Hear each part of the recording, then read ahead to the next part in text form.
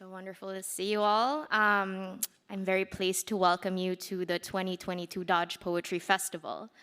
My name is Nikay Paredes, and I'm the program's director at the Academy of American Poets. For those of you who don't know us and our work, we're the nation's leading champion of poets and poetry with supporters in all 50 states and beyond. We also produce poets.org, established and organized National Poetry Month every April, if you're familiar. We publish the popular Poem a Day series. We provide free resources to K-12 educators, and we also coordinate a national poetry coalition that promotes the value poets bring to our culture. Aiding in our work as artistic advisors is a board of esteemed poets, our Academy of American Poets chancellors. Together, they've published influential and lauded collections of poetry and received our nation's highest honors. We hope you visit poets.org to learn more. This morning, I'm extremely honored to introduce this panel on a very, very timely topic, eco-poetry and environmental justice. Speaking on this topic are Academy chancellors Ellen Bass and Forrest Gander. Unfortunately, Joy Harjo won't be able to join us on stage this morning. Ellen Bass is the author of numerous poetry collections. The most recent is Indigo. In 2021, she was awarded a Guggenheim Fellowship in Poetry. She currently teaches in the low residency MFA writing program at Pacific University. Forrest Gander is the author of several collections of poetry, including Not and Be With, winner of the 2019 Pulitzer Prize for Poetry. Please join me in welcoming Ellen and Forrest.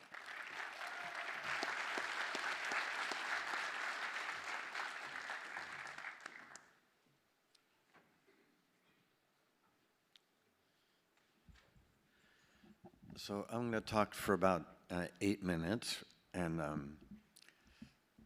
then Ellen's going to talk, and then I'm going to read a poem, and Ellen will have read a couple poems, and then we'd like to hear from you and have an engagement with the audience. And thank you, Nikay. So we've been hearing the warnings for more than half a century already. Rachel Carson's Silent Spring was published in 1962 when I was 6. By now, we've all read the bad news, the acidifying oceans, the death of coral reefs, the melting of glaciers, the so-called Great Pacific Garbage Patch, climate change, expanding deserts, the current extinction rate of between 150 and 200 species every day. Given the existential threat heralded by the new climate regime, how are we to counter this imminent disaster? What kinds of subjectivities need to be forged, human or non-human, that can respond to it? What new aesthetic forms need to be invented? Ecology is a problem of writing, as philosopher Bruno Latour notes, because it's founded on the incapacity to describe the space where we're living, the Earth, and to write that space we inhabit. Scientists have been feeding us, and actually I have a degree in geology. Scientists have been feeding us the facts of ecological collapse for most of our lives. And yet the facts alone haven't been persuasive enough for us to make the kinds of changes that we need to make. Perhaps sociological, scientific, and journalistic language for dealing with this crisis has been insufficient. If so, maybe literature, including poetry, has a role to play. But can poetry resensitize us to a better understanding of our place in the world? Can it help us rewrite history and rewrite our consciousness? As globalization draws us together, and industrialization and human population pressures take their toll on natural habitats, as species of plants and animals flicker and are snuffed from the earth, it may be worthwhile to ask whether an ethnocentric view of humans as a species independent from others, underpins our exploitation of natural resources and sets into motion these dire consequences.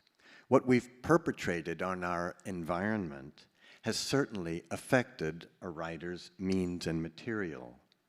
But once again, can poetry be ecological?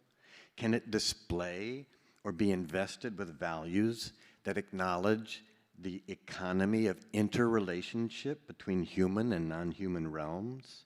Aside from issues of theme and reference, how might syntax, line break, or the shape of the poem on the page express an ecological ethics?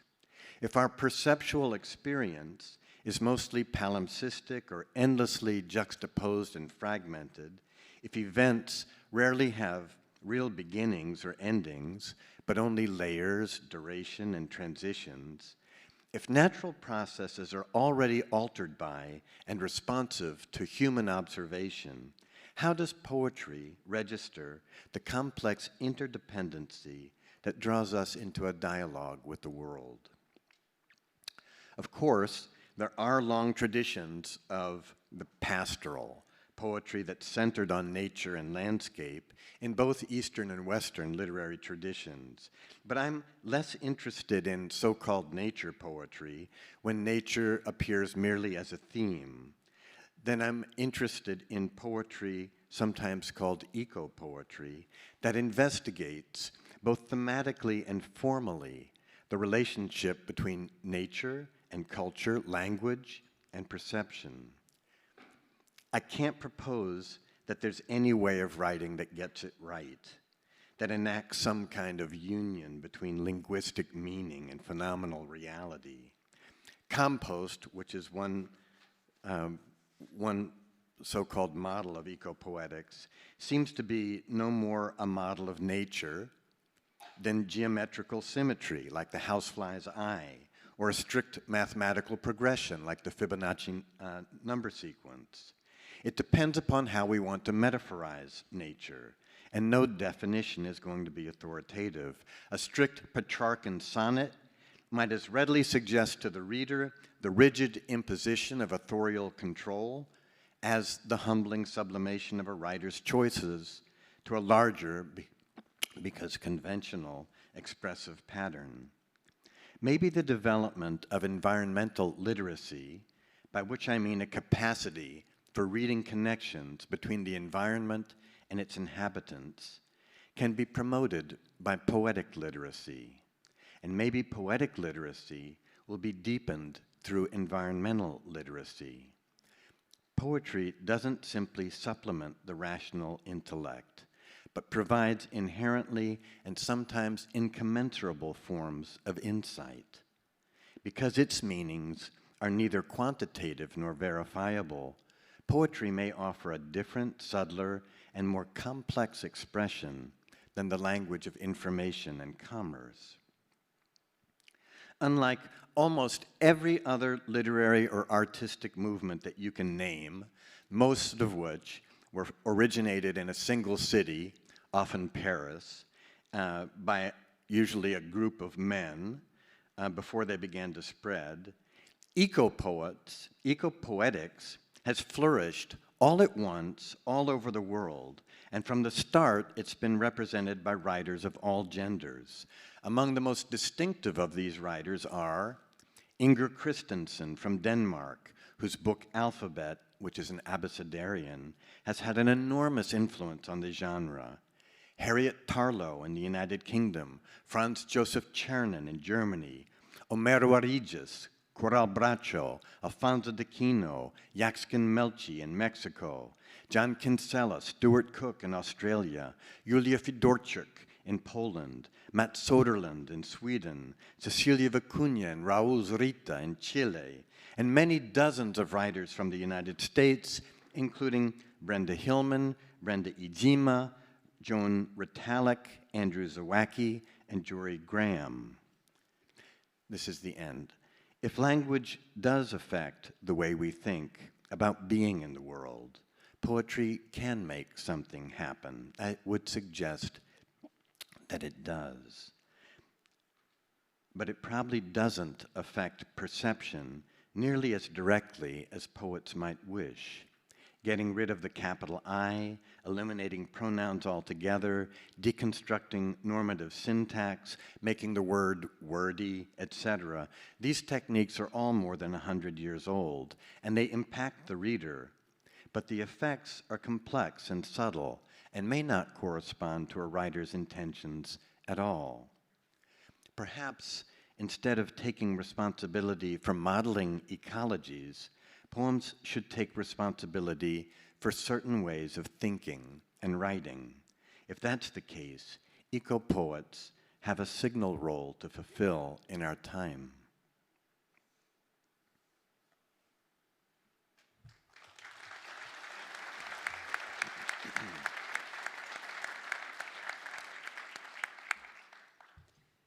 Thank you, Forrest. That's a really wonderful orientation.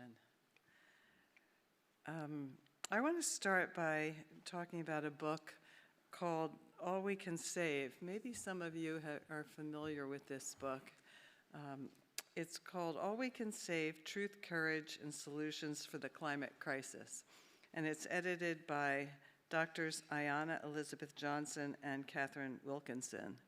And if any of you are teachers or activists, I don't want to carry this book home, so I'm happy to give it to somebody at the end if you just kind of come up.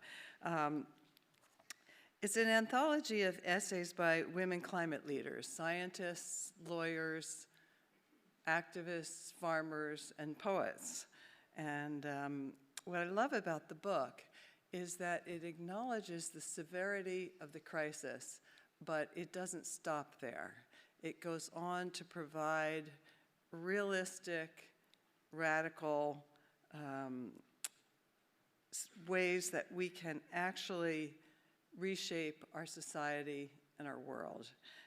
It's an incredibly straight looking at the problem book, but also really, really hopeful about what is possible. And I think most of us are already pretty aware of how dire things are. And so having, and if you're like me, that goes often into a kind of helplessness. And this book, just, seeing people actually doing things and suggesting things that we could do, maybe not, devoting our entire lives to it like some of these people, but even small acts that we can participate in that are beyond, just recycle. Where you feel like you're actually doing something. So I really highly recommend it. And I think that what makes me know that these women are so smart is that they decided to include poetry in this book. They understand that it's not just thinking that's going to get us there, but that we have to, in some way, be willing to actually have our hearts open, our experience open, or else we so easily go into a kind of paralysis that I'm sure all of you have experienced at least at one time or another, if not continually. Some of the poets in here, I'm honored to have a poem in here, are here at this festival. Camille Dungy is in here, Patricia Smith is in here, Joy Harjo, who couldn't be here but would have been, is here. And I want to start just by reading a poem of mine to get some poetry into the conversation. I wrote this poem over 20 years ago, but it still feels relevant. It's called The Big Picture.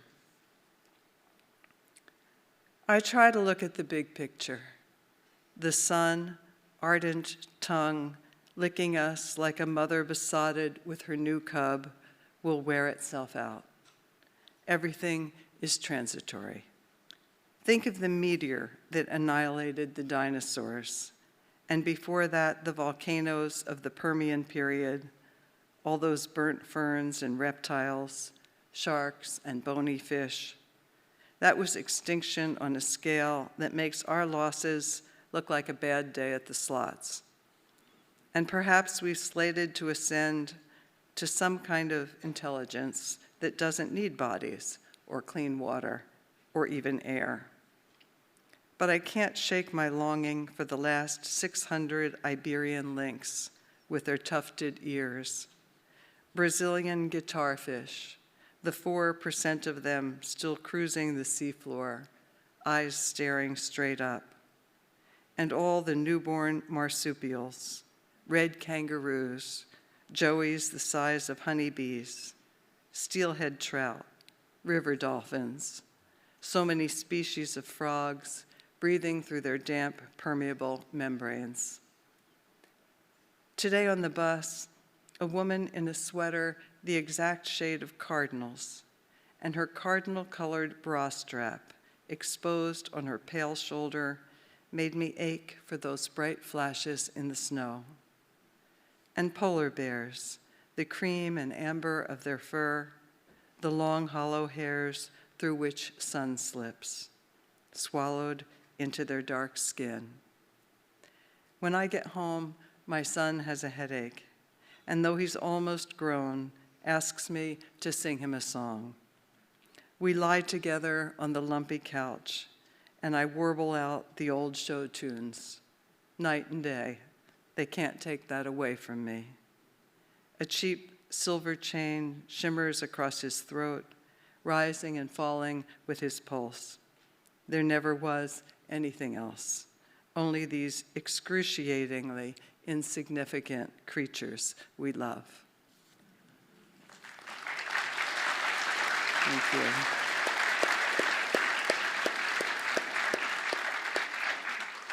When I wrote that poem, the impact of climate change still felt a little bit theoretical. Some of you weren't even born 20 years ago, but it doesn't feel theoretical to most of us now. I live in Santa Cruz, California, and a couple of years ago, the CZU complex fire came within 3/4 of a mile of our son's house. So some of you have lived through fires like that are truly apocalyptic, where the sky is very dark and the sun is a color that we've never imagined sun could be. And other things, maybe some of you have lived through some of the flooding that's going on or some of the extreme weather, so it's not theoretical anymore.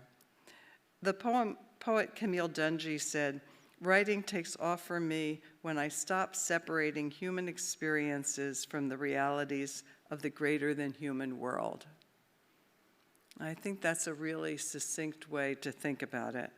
I think there are many definitions of eco-poetry that make sense, but one of them, I think, is when we recognize the interconnectedness of all life and our writing responds to that. So poetry isn't enough to save the earth, we know that. But it can really remind us of what's important. And it can bring us back to our bodies and our senses and our amazement about the living world. It's a way, I think poems do this for other issues in our life, for other feelings and experiences and events and traumas in our life. They're a way to face the realities and not drown in despair. And I think that's one of the main reasons that I write poetry, is so that I can grapple with what's happening in my life and in the world and not just go under. Eco-poetry isn't just a particular form or subject. In an eco-poem, you might focus on the climate crisis or a species that's endangered or the unequal way that resources like clean water and air are distributed among communities, rich and poor. You might praise a tree or an earthworm or just the dirt. Sharon Olds has a marvelous ode to dirt. Or you might talk about your fears or your hopes or imagine a more sustainable world. We need imagination. So you can approach this kind of writing through any door. There isn't just one way. At its essence, an eco-poem is a way of thinking, where we see our species, humans, not at the center or top of everything, but just as one part of the whole planet. I want to read you one more poem from this book. It's called Planet. It's by Catherine Pierce. And maybe it's not in this book. It's not, but I have it. That's why you typed it out, Ellen. It's by Catherine Pierce, Planet. This morning, this planet is covered by winds and blue. This morning, this planet glows with dustless, perfect light, enough that I can see 1 million sharp leaves from where I stand. I walk on this planet. It's hard-packed dirt and prickling grass, and I don't fall off. I come down soft if I choose, hard if I choose. I never float away. Sometimes I want to be weightless on this planet, and so I wade into a brown river or dive through a wave, and for a while feel nothing under my feet. Sometimes I want to hear what it was like before the air, and so I duck under the water and listen to the muted hums. I'm ashamed to say that most days I forget this planet, that most days I think about dentist appointments and plagiarists, and the various ways I can try to protect my body from itself. Last weekend, I saw Jupiter through a giant telescope, its storm stripes, 4 of its 67 moons, and was filled with fierce longing, bitter that instead of Ganymede or Europa, I had only one moon floating in my sky, the moon called Moon, its face familiar and stale. But this morning I stepped outside and the wind nearly knocked me down. This morning I stepped outside and the blue nearly crushed me. This morning this planet is so loud with itself, its winds, its insects, its grackles and mourning doves, that I can hardly hear my own lamentations. This planet, all its grooved bark, all its sand of quartz and bones and volcanic glass, all its creeping thistle lacing the yards with spiny purple. I'm trying to come down soft today. I'm trying to see this place, even as I'm walking through it. It's a wonderful poem.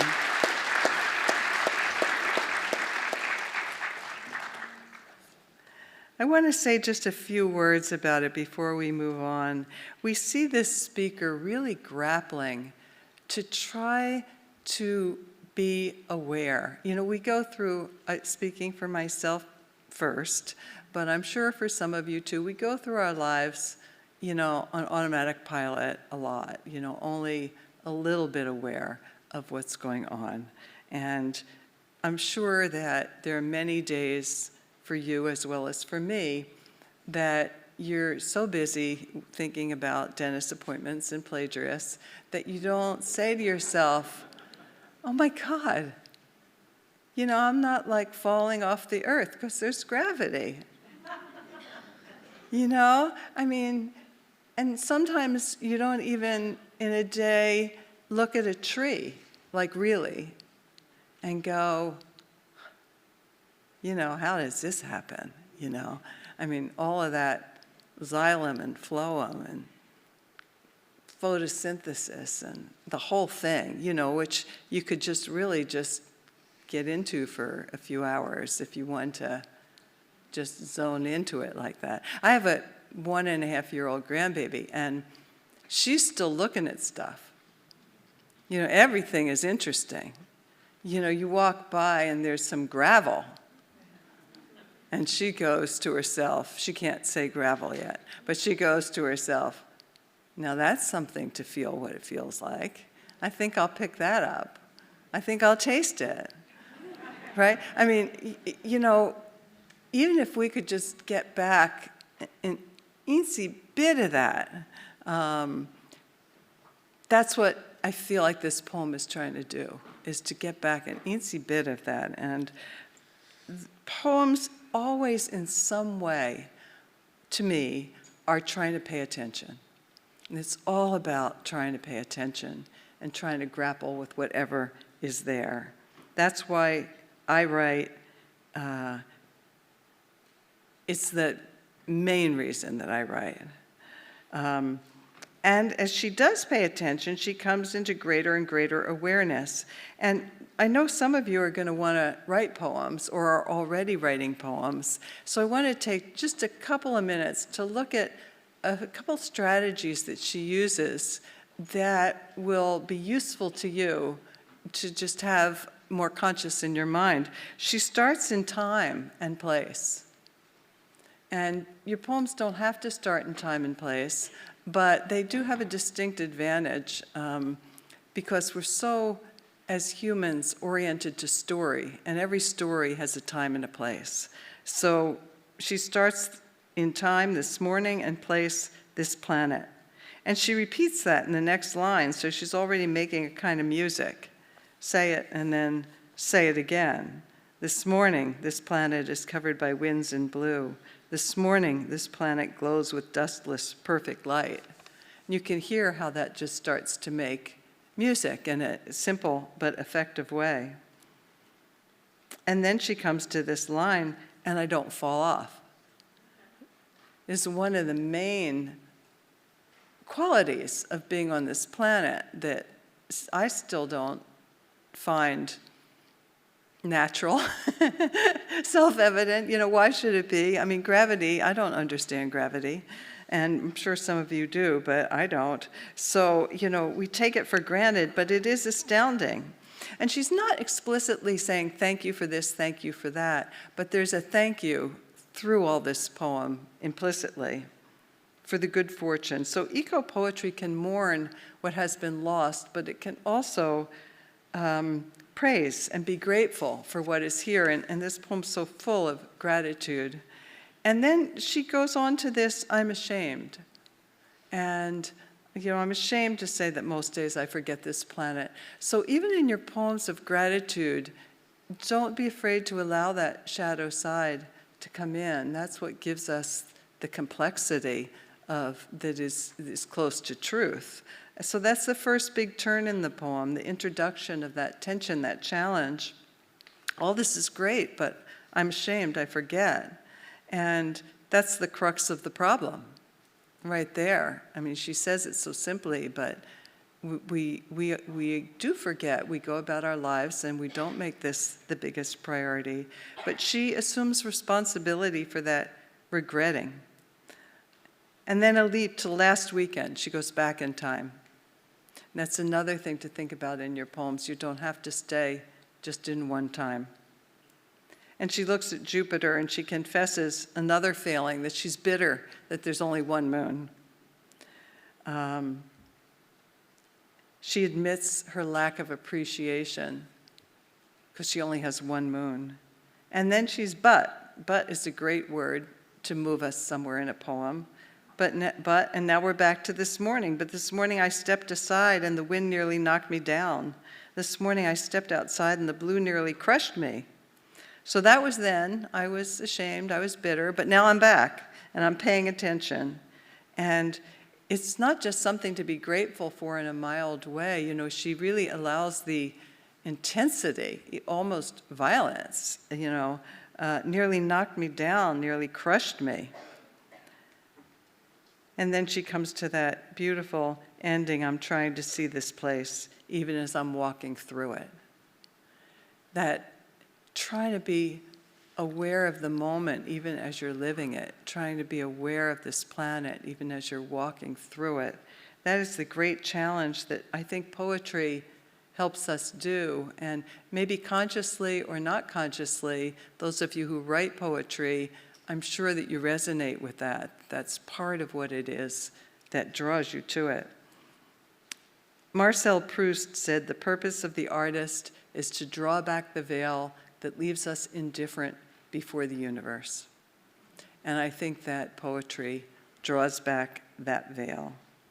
And I'll just say one last thing, and then we'll go on to hear a poem by Forrest. James Baldwin said, "Literature is indispensable to the world. The world changes according to the way people see it. And if you alter, even by a millimeter, the way a person looks at reality, then you can change it."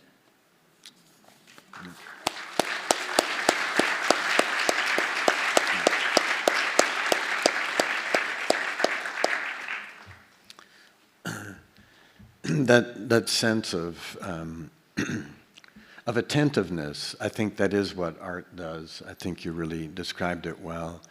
Lao Tzu says, "Those who are not in constant awe, surely some great tragedy will befall them." And that's all of us, because it's so easy to fall into the ruts of our perceptions. And I think it's often art that reminds us how to expand ourselves, our wings, our consciousness. So I was going to read a poem from Twice Alive. Twice Alive uses lichen, which is a synergistic organism when an algae or cyanobacteria and a fungus come together. They give up qualities that they had individually to become something else, and they can't ever go back to what they were. And that new thing that they form, a lichen, is, some scientists say, more like an animal than a plant. And some mycologists, like Anne Pringle, who often writes about fungus and lichen for the New York Times, believe that lichen, given sufficient nutrients and light, might live forever. And that our notion of mortality comes from our mammalian orientation. And that perhaps some things have a kind of theoretical immortality. And the sense of the human beings as a species that's at the apex of some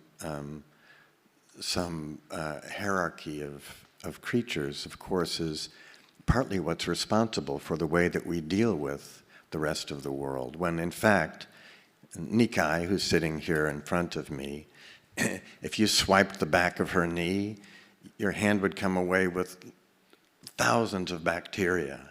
And everyone here who's eaten breakfast has helminth worms swimming in your parasites, swimming in your stomach and intestines, helping to break down your food.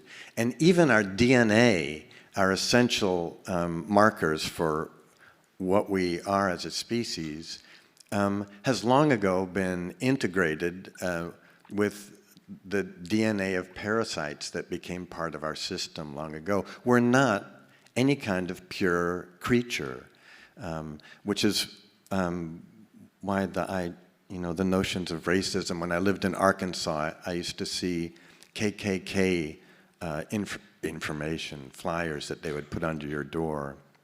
And it's a lot about pureness of blood. But we're not pure in any way. We're all mongrels, and we're not even pure as a species, much less as a so-called race. So what if we could write in a way that encouraged us to see our subjectivities integrated with the world? That's one of the things that I was talking about last night in referencing this tradition of Sangam poetry from southern India, where it was felt to be impossible to write about the self without referencing the landscape. This is from Twice Alive, Forest, with one R. Erogenous zones in oaks, slung with stoles of lace lichen, the sun's rays spilling through leaves in broken packets. A force, call it nighttime, thrusts mushrooms up from their lair of spawn, mycelial loam, the whiff of port. They pop up into untrammeled air with a sort of gasp, that follows a fine chess move? Like memories, are they, or punctuation? Was it something the earth said to provoke our response, tasking us to recall an evolutionary course, our long ago initiation into the one among others? And within my newborn noticing, have you popped up beside me, love? Or were you here from the start, a swarm of meaning and decay still gripping the underworld? Both of us half buried, holding fast, if briefly, to a swelling vastness, while our coupling begins to register in the already awake compendium that offers to take us in. You take me in, and abundance floods us, floats us out. We fill each with the other. All morning breaks as birdsong over us, who rise to the surface so our faces might be sprung.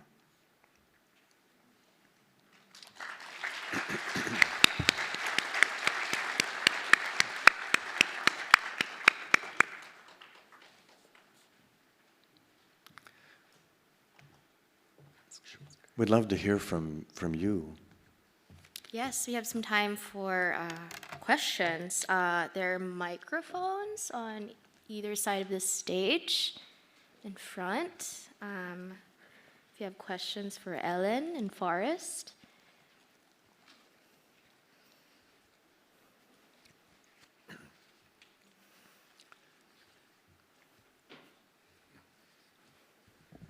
I have a hard time dealing with this issue without addressing political culture and all of the obstacles to taking action. And one of them I think that poetry might be able to address is fear. Fear of change, fear of loss if we do something. Could you talk about poetry and fear and how to grapple with that in this context? Mm-hmm. Yeah, I could say something about that. I recently had the opportunity to interview Celeste Ng. Do some of you know Celeste Ng, the very famous now novelist who just wrote a book called Our Missing Hearts? And it's about, let's see, I just want to be quick about this part. It's about living under a government that has passed an act called the Preservation of American Culture and Traditions Act, and under which children are being taken from their homes, particularly Asian American children, because their parents are considered subversive. So there's a lot more than that. But she was talking about the difficulty of writing that and her fears in writing that. And she got some advice from a writer friend of hers that I really think is intelligent and can help all of us as poets. And what he said was to write the fear into the novel. And so if you're writing a poem and your fear over what's happening in the world, the terrible losses, whatever it is that your fear for the children growing up now, whatever, and or your fear that you just can't write anything that's adequate. You could write that right into the poem, maybe in better words, but the basic idea: I'm afraid to write this. I'm afraid I can't say this right. I'm afraid this won't mean anything, in your own words. But that kind of writing, sometimes it's called writing the mind, where we see the mind writing the poem as we see what else gets written in the poem. Am I making that clear? Is it? Yeah. So sometimes some of that comes out in a later draft or it gets shifted around, but don't be afraid in your early drafts to just write all that fear right into the poem. And you'll find that the poem becomes is more likely to become more complex and more interesting than if you just ask the fear to step aside while you get on with your poem. Yeah. I'm reminded of Malinowski's book, The Anthropologist on the Trobriand Islanders, where he discovers that they teach their children really early on, if they have a nightmare and they're running away from a monster, to, in their dream, turn around and face the monster, and that dream will go away. And we have to confront our fears instead of letting our fears encourage us to run away from the facts that are going to overtake us. I think one of the ways that I'm interested in doing this, because we're all sick of, I mean, not sick, we're sometimes sick. We just all have heard this cascade of bad news and horrors that are coming our way.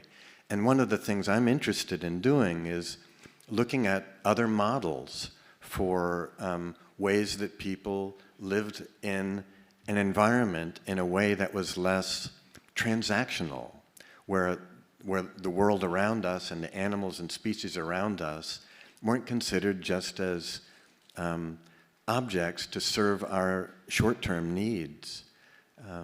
So in looking for positive models like the Sangam poetry, or the Chinese Tang Dynasty poems, where the human is never even specified. There's something that hears something on a mountain, but it's just the hearing that takes place. Seem to be influential models that have a lot to offer us in terms of what needs to happen, which is really a change in Western consciousness.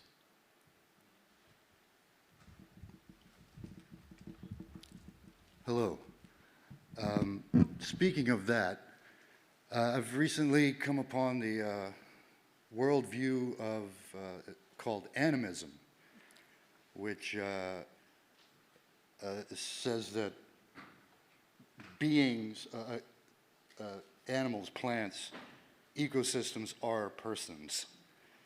And sort of the dominant worldview in the West, at least, is that of materialism, being that the five senses are what is all that there is, right?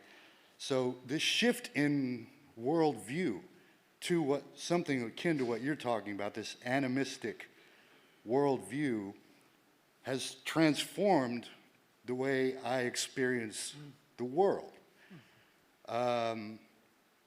Mostly indigenous thinking. Yeah. Could it not be that this issue will require a way of re-looking at the universe and animating it as filled with persons rather than just these, a steak or honey? What are your thoughts? The books of Charles Eisenstein, Eduardo Kohn, and the writings of Bayo Akomolafe sort of turned my mind inside out and made me look at the world in a different way. What are your thoughts on this worldview, and could it also help to transform poetry and literature as a whole? No, I think that's brilliant. I think it's exactly the kind of examples I'm looking for, and it goes beyond other creatures. The philosophy of object-oriented ontology has to do with, and there's this fantastic book by Jane Bennett, B-E-N-N-E-T-T, about how objects themselves are in relationship to us and have an energy and a force that we don't recognize. Everything is alive in some way, and I agree with you. I think it's our acknowledgement of that will be the precedent for us to begin to change the way we think about using the earth. Ellen? Yeah, so I'm so glad you're talking about that. It also feels to me like it opens up a great deal of space for poems. It makes me want to go and try and write a poem, in which something that is not human gets a chance and to be the central figure in some way, talk to us about its experience. For those of you who are teachers, including teachers of young children, wouldn't that be a great poetry assignment, to have an inanimate object have a chance to speak and talk about what its experience is. I can see poems that are, written by very small children being able to do that, and ones written by, older students being more complex, but also really, really interesting. And I'm kind of obsessed with babies right now. Full disclosure, but at one, they don't have a real distinction between what is alive and what isn't. And that's very interesting to be around. And, there's one way that you can be around it, which is to kind of, go, they're just babies. But another way to be around it is to really enter into that world and see from their point of view how animated not only their toys, but everything is. And to try, for me, to try and open myself to experience that a little bit for my own enrichment and enlargement. And so I just think this is I'm just so glad you talked about it, because I think it's a fabulous kind of, you could do many, many, many assignments for yourself or for your students around that concept. And I think it would be extremely dynamic. So, and the danger with that, of course, is that we never are going to speak for anyone else besides ourselves, not other people and not objects. And we don't know what grizzly bears are thinking or how they think. And it would be presumptuous of us to speak for them. But, so we've become so trained to avoid anthropomorphism, that it's a really bad thing, that we've gone really too far. So far that, one of our great philosophers, Descartes, dissected his wife's dog in front of a huge audience to prove that it had no feelings, and dissected it without anesthetic and talked about its struggles as just mechanical reactions. But we've gone too far with anthropomorphism, with the fear of it, and although we can't speak for others, it's that openness to that listening, that attentiveness that Ellen talked about, so that we open ourselves to a frequency of that's like prayer, that's a form of attentiveness to something that's not us.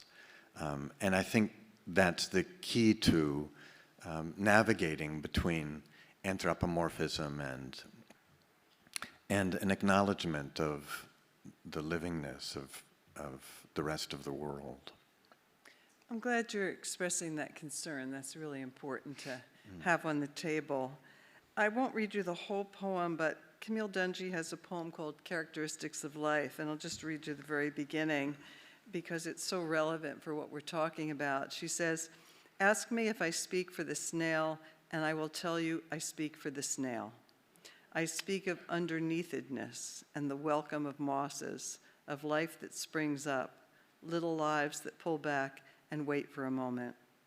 I speak for the damselfly, water skeet, mollusk, the caterpillar, the beetle, the spider, the ant. I speak from the time before spinelessness was frowned upon. Ask me if I speak for the moon jelly. I will tell you one thing today and another tomorrow, and I will be as consistent as anything alive on this earth.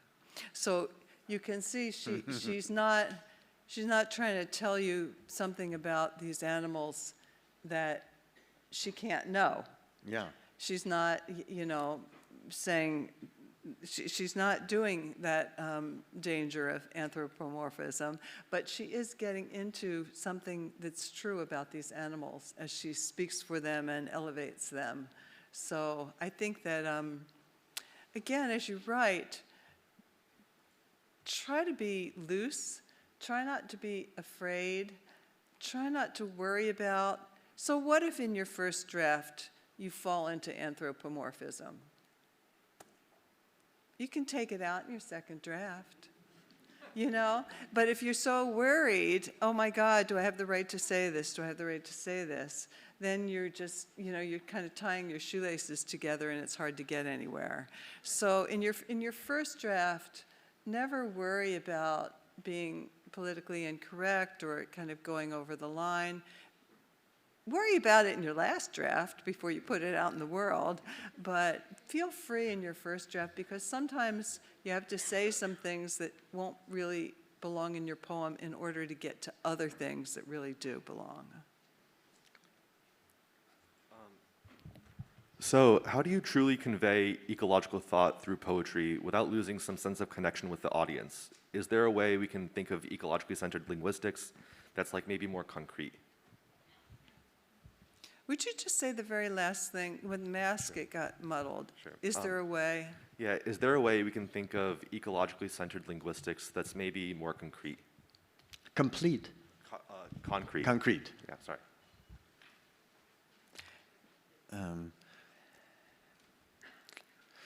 Well, I think that all important art is exploratory, and that that all important art creates its readership, and that we shouldn't be coming to poems or any experience with a sense of expecting familiarity, of expecting to dominate the terms of it, to understand it completely, to say this satisfies the expectations that I had before I came into the poem. So I think that eco-poetry, that the aim of eco-poetry is to create a new audience that's engaged with something that the eco-poem is doing, that other poems that they've been reading maybe haven't been doing. That's the best answer I can. I think that's really true. And I think that we all have different aesthetics. Mine is that I really want to write poems that are meaningful communication, that people can understand, maybe not on a first reading, but if they spend just a little time, that those poems are going to be able to communicate. And one of the real powerful tools of that is that concreteness, is having, the poet Joe Millar says, put stuff in your poems. And so I put a lot of stuff in my poems. And those details and descriptions are what carry the emotion of the poem. They're the workhorses of the poem. And I won't maybe read all of this just for time, but here's a poem by Patricia Smith from her book Blood Dazzler about the New Orleans flooding. And that's a series of poems, so it's just one poem in there. But you can hear how much concrete is in here, and yet we know very clearly what the underlying political stance is, what her condemnation of how this was handled is. And she doesn't have to do a whole lot of theorizing because she's, again, put this in time and place on the time-space continuum. It's called Man on the TV Say. Go, he say it simple, gray eyes straight on and watered. He say it in that machine throat they got. On the wall behind him, there's a moving picture of the sky dripping something worse than rain. Go, he say, pick up y'all black asses and run. Leave your house with its splinters and pocked roof. Leave the pork chops drifting in grease and onion. Leave the whining dog, your one good watch, that purple church hat, the mirrors. Go. Like our bodies got wheels and gas. Like at the end of that running, there's an open door with dry and song inside. He act like we supposed to wrap ourselves in picture frames, shadow boxes, and bathroom rugs, then walk the freeway racing the water. So she goes on, but you get the idea very clearly.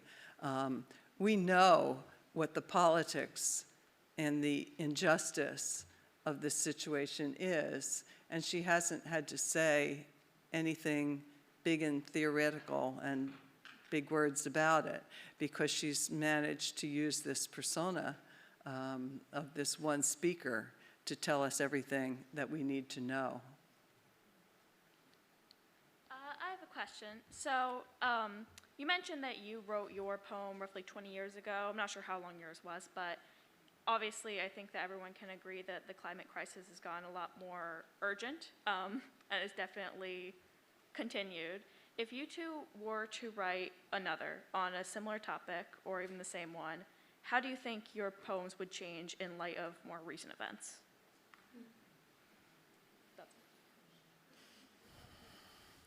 Well, I have been writing more recently, and I think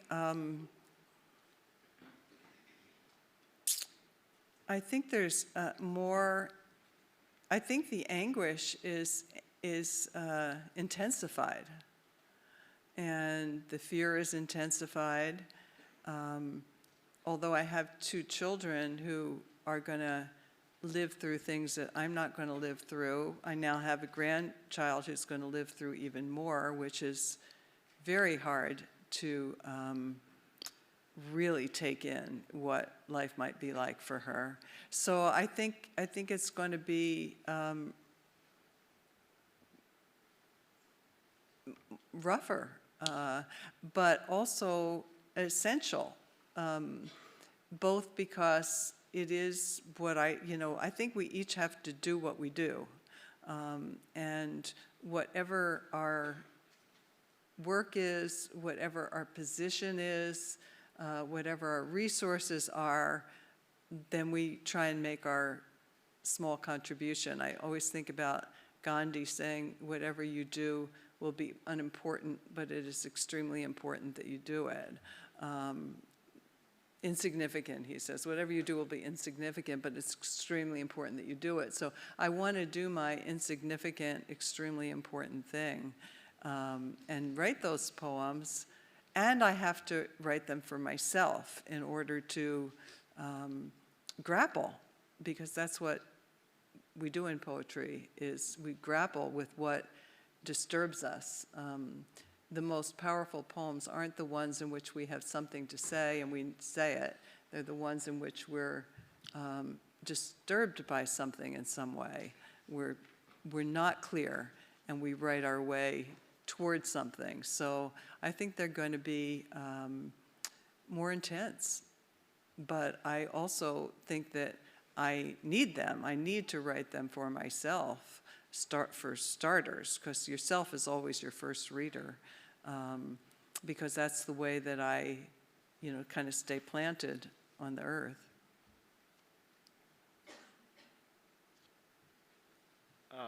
So, as a teenager, I am prone to violent mood swings, and and when I come out of those for those brief moments, there's this feeling of clarity and almost euphoria, where I'm able to think clearly and be able to connect with the world around me. And I feel like in some of the poems that you read at the beginning, there was talking a lot about that. But it's so brief, and it's so hard to hold on to those moments where I'm able to actually connect with what's happening around me and look at it from not necessarily a rational place, but from a clearer place, one with hope and not so much dread. And because those moments are so brief, I'm not able to write about that. Instead, most of my poems come from a place of dread and fear. How do you have any tips on how to hold on to those feelings and be able to look at it from a more optimistic or more real place? I have something to say to that. I think that the poems that you write from dread are essential poems. And I'm sure that the poems that you write from a more clear and centered place are useful too, but don't think of those poems written from dread as inferior. I think that I need to feel the dread articulated, sincerely articulated, and the challenge is in the craft, is so that your poem isn't just, I'm afraid, everything's falling apart. But how can you put language on that dread? And that's always the challenge in poetry, and that's why poetry is so hard, is that we sometimes can have the luck of just writing something and we look at it and wow, it just hangs together and the language just sort of magically appeared there. But in a lot of my poems, and maybe some of yours, you look at them and the language is not working very hard. It's ordinary, it's the language that we've always thought of, it's the easiest language. But if you took either from the start, writing one of those poems, or one of the ones that you've already written to work on Revise It, and you go, okay, what are the craft tools that I have? What are the kinds of things that I can do here? Have I worked with the syntax of this poem? Have I worked with making the detail as sharp and precise as I can? Is there a metaphor that would really get this across in a way that isn't just, I feel bad, I feel bad? If you work those poems with the craft, you don't need to cheer them up. There's something about a poem written from the depths of despair, when the craft is working and when the feeling is sincere, that is extremely important for other people, not just for you. The poem of mine that is most passed around and online and given to people in terrible circumstances is one that's written from unrelenting misery. And it was a poem that I almost threw away, and by a series of circumstances wound up wiggling its way out into the world. And there isn't anything hopeful in it. And there's something in the reader when they can recognize another person feels this too and is living through it. You know, anything written and shared and you're still alive, then the person feels like, I can live through these feelings and still stay alive too. It's D.H. Lawrence calls it the song of the man who has come through. And that's the encouraging part, is that you could write it, you could live through it. I read it and I go, I'm not alone in this. I can live through it too. What's the title of your poem? The thing is, it won't be hard to find. Sorry, we have a little bit time left, so if we can take these final 3 questions, please go. Okay, hi. As a teenager who's grown up native to the internet, I've found that, the world as a whole is increasingly adopting the habits of globalism, but there's a contradictory process also taking place where ancient traditions and cultures are making a revival because of the internet and the access it's given. And so I feel that a lot of modern, eco-poetry is influenced by, say, transcendentalism, or like Forrest said earlier, ancient Chinese writing, Eastern religion. So I just wanted to hear you guys perhaps talk a little bit more about historical influences and perhaps how modern eco-poetry is different from those historical references. And also for Forrest, this summer I interned at the Walt Women Birthplace Association, and so I learned a lot about you and your work, and I just wanted to say hi as well. Hey, what's your name? I'm Jasmine. Hey, Jasmine. Yeah, that's the other big change that when I said that most literary and artistic movements had started in a single city with a small group of men and that eco-poetry was completely different. Well, it's not just completely different because women were pioneers of that kind of writing, but also because it happened in the age of the internet where it's so much more connected. We could read translations, and openness to translations is, I think, what allows us some insight into other ways of thinking besides our own. I think translation is really important to the sustenance and growth of a culture and of a consciousness.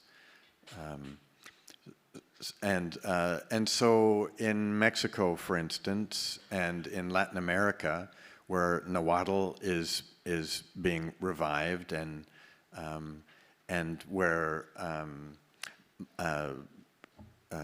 Maya is also being revived, what's coming back with the restoration of languages is different relationships to culture.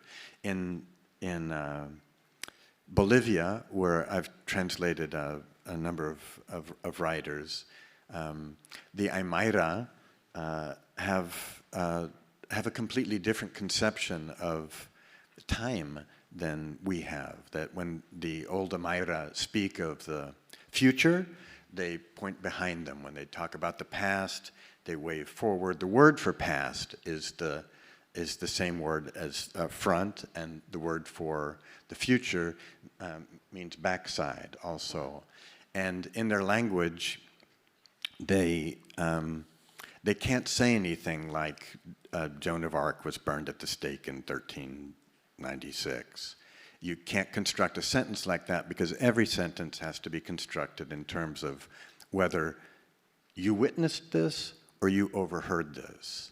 And linguists think that in a culture where it's so important, this notion of evidence, whether it's witnessed or not, that it would be natural to place the past, which can be witnessed and attested to, in front of you where it's seen, and the future behind you in the past.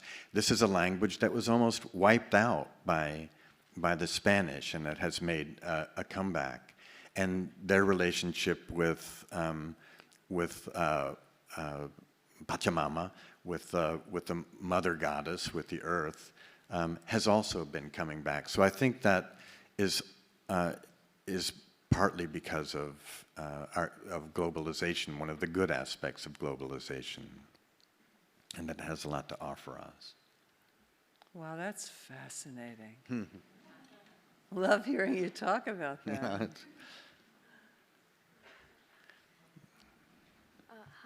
Hi. So basically, I feel like, I don't know if this is just because like I'm a teenager or if everyone goes through this, but I have like, whenever I write poems, I have really bad cases of imposter syndrome, and whenever I read a poem, a lot of the times I'm just like, this will never see the light of day again.